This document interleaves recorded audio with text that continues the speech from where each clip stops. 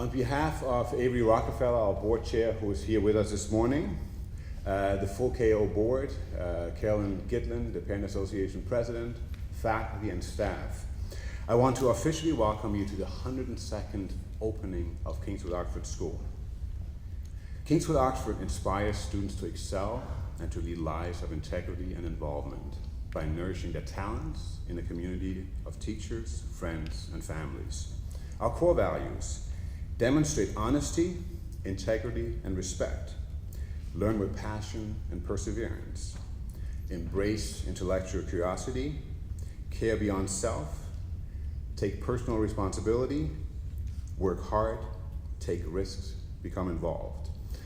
As you should know, the theme of the year is integrity and involvement. So what does integrity mean? Integrity is a concept of consistency of actions, values, methods, measures, principles, expectations, and outcomes. In ethics, integrity is regarded as the honesty and truthfulness or accuracy of one's actions. Think about your own actions. Think about how you can make a difference. It's not important simply to succeed ourselves. What Wyvern Nation, what the KO community is really about is to elevate everyone's experience.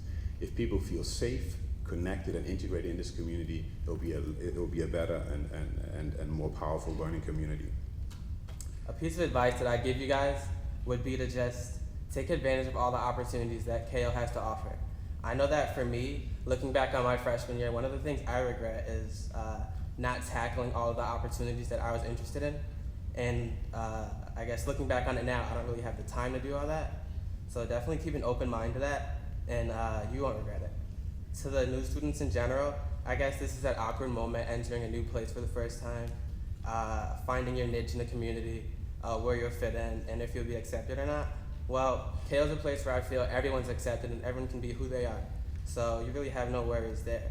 The piece of advice I give you guys would be the same thing as I said to the freshmen, just keep an open mind to everything that KO has to offer. You know, it's a really great place.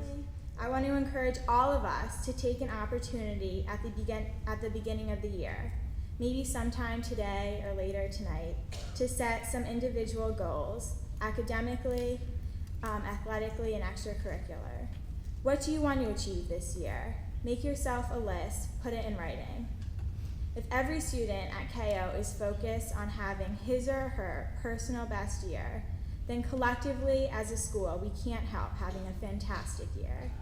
Thanks so much for having us here. My sister and I walked around campus this morning, and walking in this auditorium, we saw some of the teachers that we had, you know, Mr. Clapp, Mr. Keif, Dr. Sarah, and everybody else here, Ms. Rossoff, and it felt like we were totally students all over again. I was sitting with some students over from the fourth form, and please, you know, I used to sit there for opening assemblies, and people on stage would graduate in the 80s or 70s, and like, wow, those guys are really old. So don't think of us as being old, think of us as being informed 22 or like form 21 or something like that.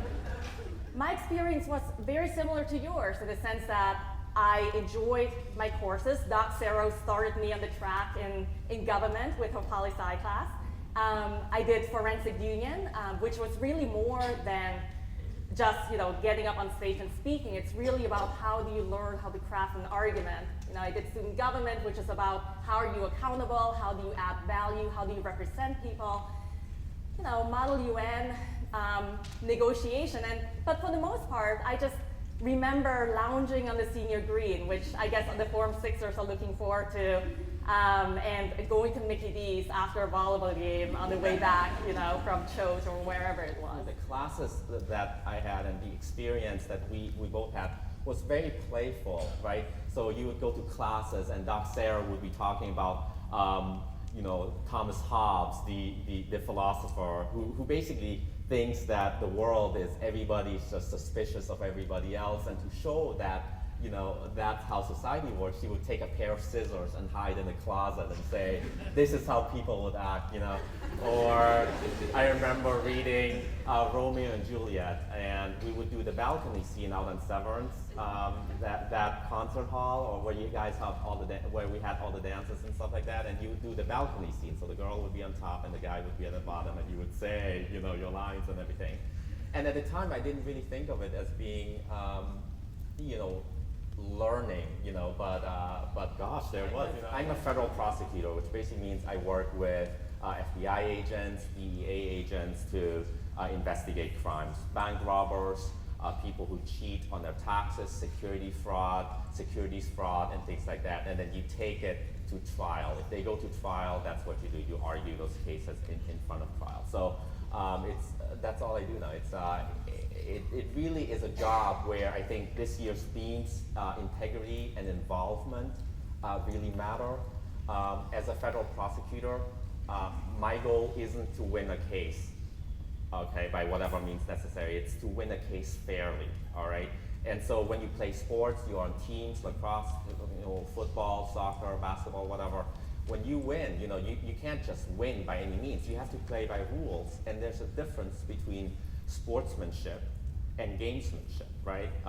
People have talked about gamesmanship means you kind of like, you can win, but if you can get away with it, that's fine. Sportsmanship really means, look, if I'm doing a case and I find out that the defendant has an alibi or has some kind of information that's helpful to the defense, I have to turn that over. I have to tell them. I have to have the integrity to say to the defendant, hey, there's this stuff out here, you better look at it and make your defense. So, when I was sitting in your seats, I probably didn't really know what a lawyer did. I mean, I watched TV, but you say words like defendant and alibi, and and a lot of times I probably wouldn't have known what those words meant. And now I'm actually one of those lawyers, and I work for the Department of Justice, where my job, just in a nutshell, is my brother's a federal prosecutor. He goes and tries to put bad people away, I guess is the nutshell.